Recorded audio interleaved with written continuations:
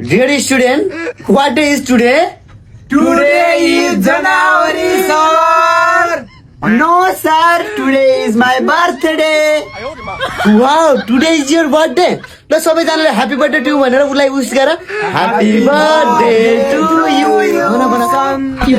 Happy birthday to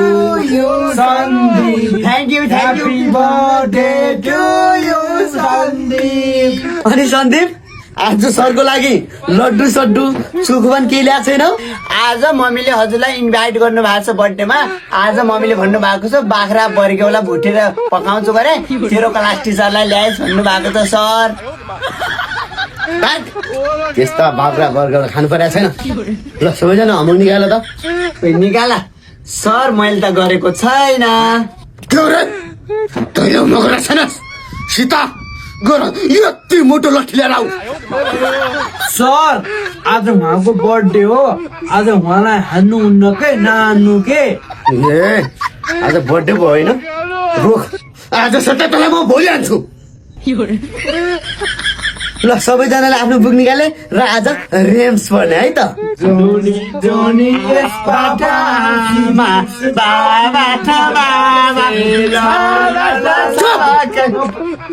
Sita यो उल्टा उल्टा पढिरहेछ आबाट आमा बाबाट बाबा पढिरहेछ go and bring this much happy stick sir आज उहाँको बर्थडे हो नि हान्न मिल्दैन यसको आज बर्थडे भएर मेरो दिमाग खराब भइसक्यो म आज सट्टा तँलाई पर्से हान्छु आज हामी पढ्दैछौँ noun noun is a name of person place animal or thing नाम भनेको गागाएर बस छिटो अरे सर आज उहाँको बर्थडे हो के नहान्नु न ए भगवान भाइ जा यार बस यार बाबु यार पढाउनु न सर तपाईँ पढाउनु न हल्ला न अरे बर्थडे भएर दिमाग खराब भयो pronoun is the word